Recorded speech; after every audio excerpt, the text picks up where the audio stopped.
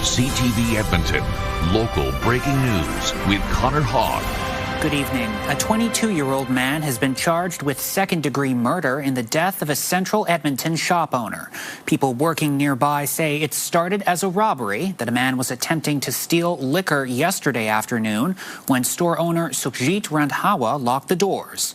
That's when they say the 48-year-old was attacked. CTV News obtained this security camera footage that appears to show someone trying to get out of the store. Moments later, police arrive. Police say the 48-year-old had serious injuries. Randhawa was pronounced dead in hospital. Nearby business owner Ravi Prakash says his death is devastating for everyone who knew him. He says violence towards businesses in the area is nothing new. He's calling on police and the city to do more to keep people safe.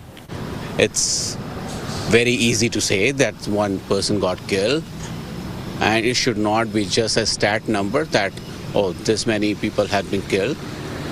They have to take certain kind of responsibility. City needs to take certain kind of responsibility. Police are not releasing details about the cause of Randhawa's death for investigative purposes. 22-year-old Nicholas Butler Chowis has been charged with second-degree murder. Police are not looking for anyone else. Correctional Service of Canada says 3 people died during a transfer from the Edmonton Institution for Women. CSC says 2 officers and an offender died in what it calls a tragic accident. CTV News has reached out to CSC for more information. RCMP are trying to identify the man or men who tried to lure 2 children into a truck in Fort Saskatchewan. RCMP say yesterday a 6-year-old girl was playing at a park on South Point Boulevard when a man in a red truck tried to get her into a pickup. Last Thursday, a 9-year-old boy was walking on a walking trail near Davis Street when a man driving a red truck tried to convince him to get in. RCMP say both kids left and returned home safely. Just a reminder to parents to have a conversation with your children to not accept rides from strangers or get into unknown vehicles. And in the case of these 2 incidents that we've had that have been reported, the children did make it safely home, and those conversations are very important to have with your kids. Investigators are looking for doorbell or dash cam video that shows what happened. RCMP say while both cases are very similar, they can't say for sure if they're connected. A 50-year-old man has been accused of sexually assaulting a child in Edmonton. Police believe there may be other victims. Simon Nicholas is charged with sexual assault, sexual interference, and 2 counts of breaching a court order. Police say when the assault happened, Nicholas was under a court order to not contact anyone under 16 and to stay away from places where kids might be. EPS says Nicholas is also being investigated by Athabasca RCMP for the sexual assault of a child. In both cases, police allege he presented himself to a parent as someone who could be trusted to care for young children. That's why they believe there may be other victims. Nicholas also goes by the name Ambrose Nicholas. Police say they've put a major dent in a drug trafficking operation that used vehicles with hidden compartments to move drugs between Edmonton and Calgary. Today, the Alberta Law Enforcement Response Team showed off the largest cash seizure in its history and a table full of illegal drugs. Over the last 10 months, police in Edmonton and Calgary worked together with RCMP to disrupt the province-wide drug trafficking ring.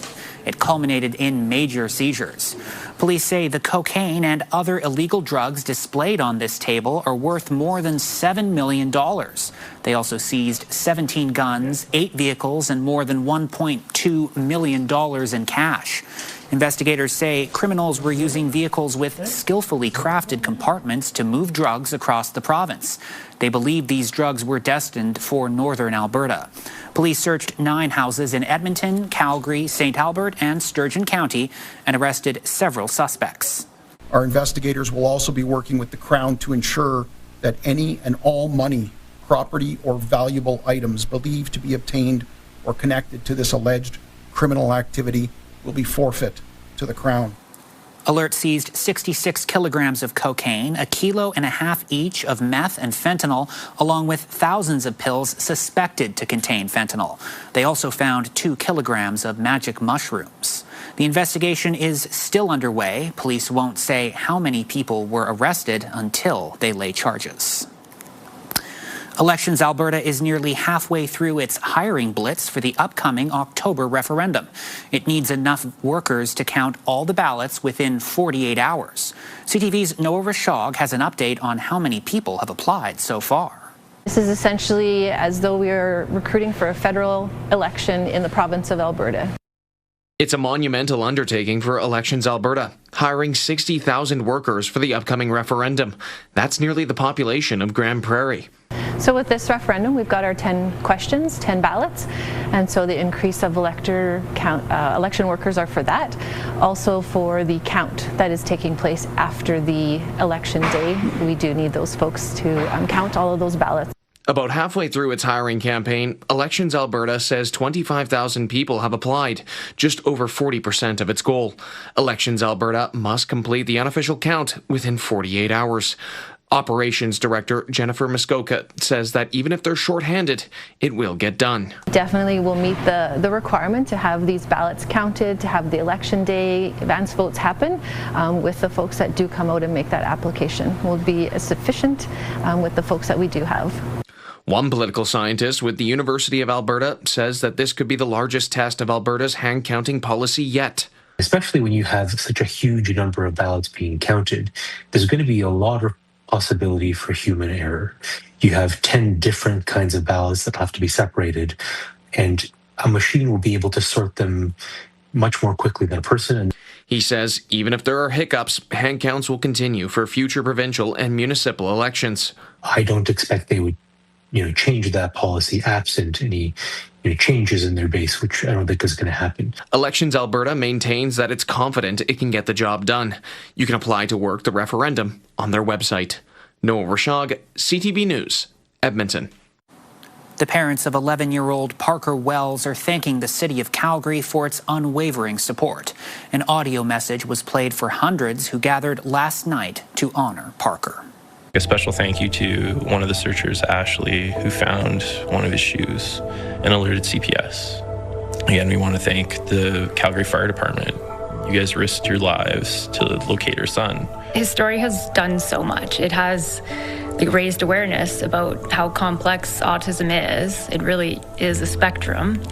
And it's going to bring about change in the system where there might have been weaknesses.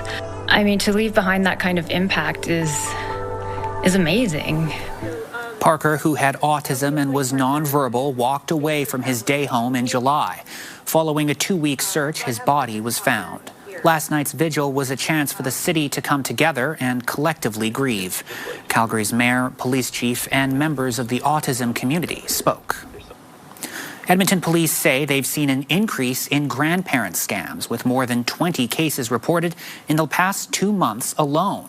EPS says during the first 7 months of 2025, it received 39 reports. So far this year, there have been 51. The tactic involves thieves posing as police officers, claiming a child or grandchild has been arrested and needs bail money. In some cases, someone is sent to pick up the money in person. The scammers will often continue to contact the victim and demand additional money. Police say they often create a sense of urgency. They're skilled at exploiting people's emotions, tugging on that heartstring that I mentioned, getting them to part the money for that reason.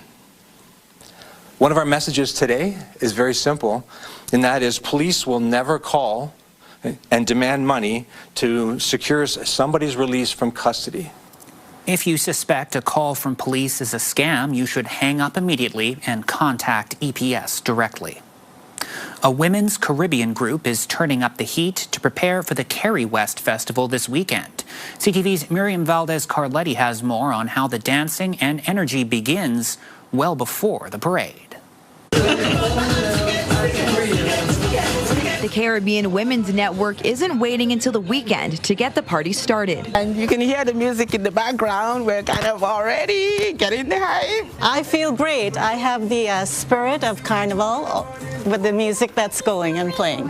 Pearl Bennett says the Edmonton Carrie West Festival is a chance for the seniors group to showcase their culture. I like to go and curl as a recreational activity, but I love this too. I love this more. You feel alive and your body, mind and spirit is alive. Part of that is dressing for the occasion, ensuring their costume shines from top to bottom. This is the best part of the process for me too, you know, just bring your costume to life.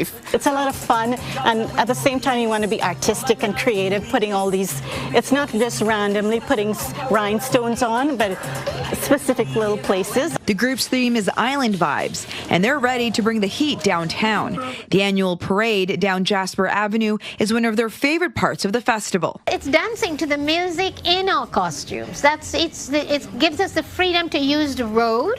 When else do we get to go on the street and dance? Organizers say everyone is welcome at Carrie West as the festival embraces joy and freedom of expression. I feel that the parade really does show that. Love seeing the audience, the spectators watching the show and dancing, you know, as we're going by. As the Caribbean Women's Network prepares for Mass, short for Masquerade, it's a chance for them to remember their roots. Because we grew up with it, right? We grew up playing Mass, or we grew up watching Mass. Everybody in our lives has experiences and stories to tell, and it's good to relate to. The festival runs tomorrow until Sunday night. Miriam Valdez-Carletti, CTV News, Edmonton. Tens of thousands of people will take in performances from nearly 60 artists over the next 4 days of the Edmonton Folk Music Festival. Earlier this evening, people flooded in to grab the most important real estate, a place for their tarp. It's a nearly sold-out festival. Some of these people have been coming to Folk Fest for 30 years. For them, the festival has turned into a family tradition. The people, the music is incredible. You always hear artists that you've never heard of that you get to follow and love it. My girlfriend didn't go to a wedding for it, so yeah. Oh yeah, we're serious about it, yeah. We've been coming here for years, like over 10 years now, so it's just been kind of like a family tradition. There will be some noticeable differences this year, mainly how Folk Fest is dealing with the record rainfall. The festival's organizer says he's had to bring in $10,000 worth of sand to cover up the mud. An Alberta man is going from throwing curling rocks to making them. The Briar Champions shop will be one of only 3 places in the world that shapes the stones. CTV's Glenn Campbell has more. Moulding's always been passionate about curling. Really, since I was probably 11, I fell in love with curling, maybe even younger than that, watching my parents curl. The peak for Moulding was winning the Briar with Brendan Botcher's rank in 2021. While he still curls competitively, Moulding is also involved in other aspects of the sport. He's an ice maker and recently started manufacturing curling rocks. He's always been fascinated by the stones. So many times in curling, especially back then when the conditions weren't as good, a guy would just throw his hands up and go, "Why'd that do that?" And I was like, a rock misses or whatever. And I was always looking for those answers. Moulding's business partner is Rick Phillips, who's been curling since he was 12. They work out of this tiny shop just outside the town of Didsbury. The rocks come to the shop looking like this. Moulding and Phillips do the rest. How do I do it? I just listen to Darren. Darren's kind of the brains behind the rock part of it. 15 and 5 is their company, and they're one of only 3 places in the world that manufactures rocks for curling clubs. The others are in Scotland and Ontario. It's pretty interesting that there's only 3 in the world and we're one of them. It's kind of a weird feeling for sure. It doesn't matter if he's on the ice or off of it. Moulding is always competitive. He wants to make the best curling rocks in the world. And I know through the years of playing and everything what I want to see. And hasn't been produced yet, so we're going to have to produce it. That's the goal. Moulding and Phillips say business is booming, and in time, they'll move to a bigger shop and grow the business. Our goal is to be the best at what we do and hire people and contribute to the economy and that kind of thing. Coming up next, top secret work will be happening soon. A national defense research hub is coming to our province. And also just ahead, a trip back in time to see what was considered state-of-the-art back in the 1900s. It's the passion of the people that own them to keep them running. Good evening, folks. It was a cool one today. 20 degrees for a daytime high, but that was early this morning. The warmest temperatures we had this afternoon, 17 here in the city. Should get back on the other side of 20 for tomorrow and Saturday. We'll talk about that and when the next round of showers and thunderstorms rolls in later in the newscast.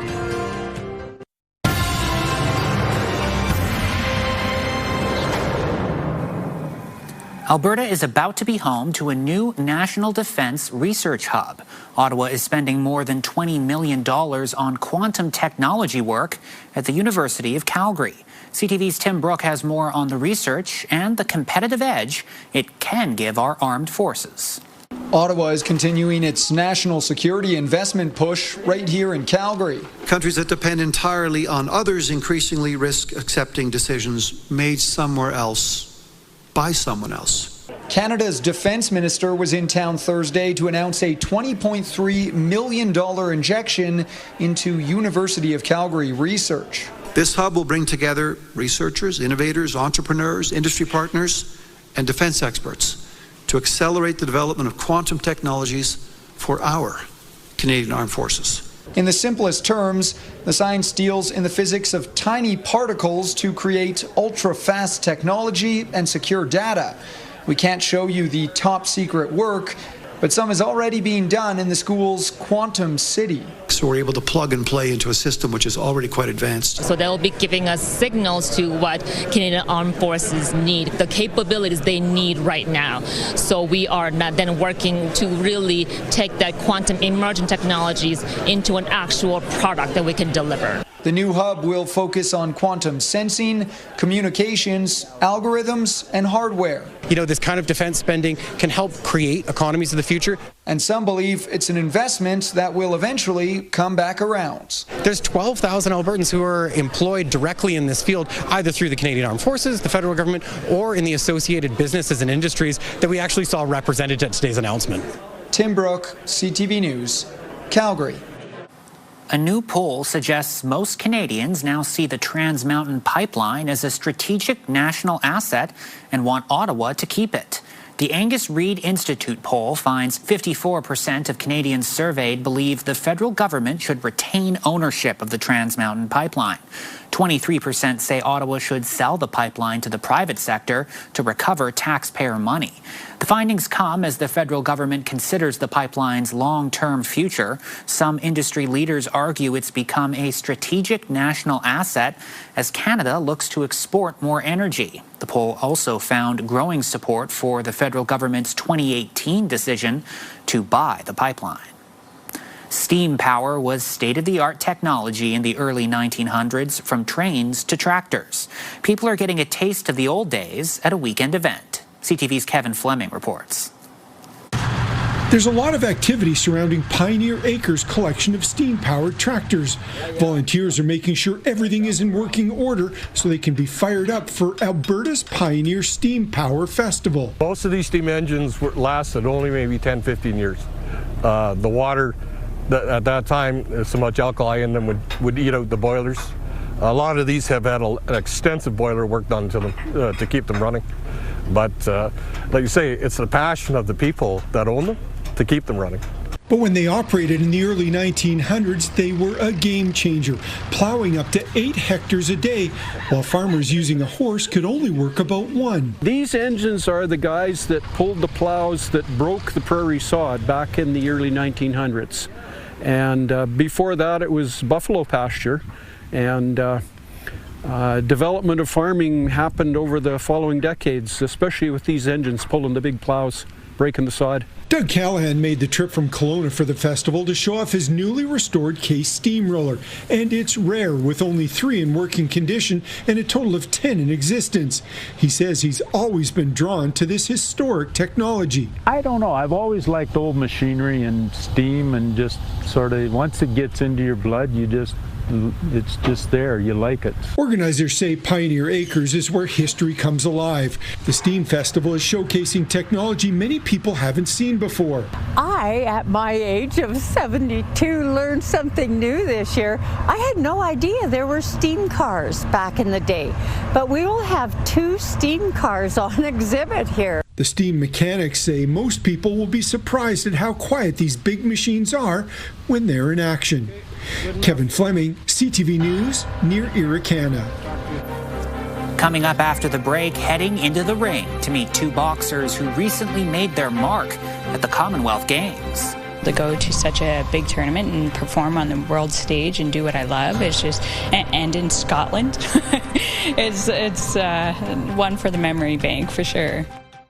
Programming brought to you by James H. Brown Injury Lawyers, the heavy hitters of injury law. Welcome back. Cooler than average today, especially when you consider the fact that it was 17 this afternoon. Hottest temperature 20 just after midnight. 10 degrees. The low will be in single digits to start the day tomorrow with some sunshine. About 8 degrees in the city, 5 or 6 outside the city. You got a little bit of cloud cover and maybe some scattered showers off to the north and then northeast of Edmonton through the afternoon hours. I think that all misses the city. I think we just get some increase in cloud tomorrow afternoon. So most of tomorrow, probably all of tomorrow, should be dry. Even into the evening and overnight period. Friday, this is 10 p.m. From Grand Prairie southeast towards Red Deer, down towards Calgary, showers and thunderstorms through those areas. But they should all avoid Edmonton. Different story Saturday night. Saturday, you're looking at partly cloudy skies. Should be nice for most of the day. We'll get to about 23, maybe 24 for a daytime high. And again, in the afternoon, showers and thunderstorms will all be well to the west of us. Even into the evening hours, that's 11 p.m. Saturday, still off to the west. Watch for some of these storms potentially to turn severe there late Saturday night as they develop in the west. And then overnight Saturday into early Sunday morning. That'll push through the Edmonton Red Deer regions, and we'll still have some lingering showers, I think, into early Sunday morning. Kind of breaks down a little bit through the day Sunday. Another chance of some scattered showers, though, late in the day on Sunday, maybe even an evening thunderstorm on Sunday. Temperatures tomorrow morning in the 5 to 8 degree range across most of the province. Daytime highs will be around 20 in the northeast. Low 20s for Grand Prairie, Whitecourt, Edson. High 20s, close to 30 in Jasper. Lloydminster at about 21, mid-20s in Red Deer, and we'll get to about 22 or 23 for daytime highs tomorrow and Saturday. There's that chance of some showers or thunderstorms Saturday night into Sunday morning, and then rain, potentially some heavier, steadier rain early next week with daytime highs in the teens for a couple of days. And no better than low to mid-20s right through all of next week. That is your forecast. 2 boxers based in St. Albert have brought home bronze medals from the Commonwealth Games in Scotland. As CTV's Curtis Goodrum explains, both athletes hope this is only their opening round. Fast strikes, quick jabs, ruthless aggression. That's how these boxers brought home bronze at the Commonwealth Games. To go to such a big tournament and perform on the world stage and do what I love is just, and in Scotland, it's one for the memory bank for sure. Amber Jane Wall has been in the ring since she was 17. On my first day, I looked silly trying to throw a punch. I realized I didn't know how to throw a punch. And now point deducted by the Australian referee. 12 years later, she's representing her country. I sacrifice what I need to sacrifice, that it will happen. And sure enough, it did. So it's really cool to see that it's actually come to fruition. But I didn't imagine it when I started. Oh, nice. Joshua Ofori says he's always been hooked. Like, since day one. Like, when I first joined the gym, I told my coach I wanted to be an Olympian, you know. Not just an Olympian, like have a gold medal and bring it back to my country. The first year light heavyweight's dream is now within striking distance. You go back and then you work on things again, and then you become even stronger. That mentality is brought on by his coach, Matt Marshall, who owns the gym. They've kind of exceeded my expectations, so now I've got to raise my own and be like, okay, well, now what else can we do? Marshall coaches athletes of all ages. Having 2 boxers leaving their mark on the international stage is inspiring to his students. That confidence is contagious. and everyone thinks, you know what, yeah, they can do it, I can do it too. And the kids need that. Both boxers are focused on reaching the 2028 Olympics and bringing back gold. Curtis Goodrum, CTV News, St. Albert. That's our show for this evening. For the latest news anytime, visit our website, ctvnewsedmonton.ca. Thank you for spending your time here. Have a good night.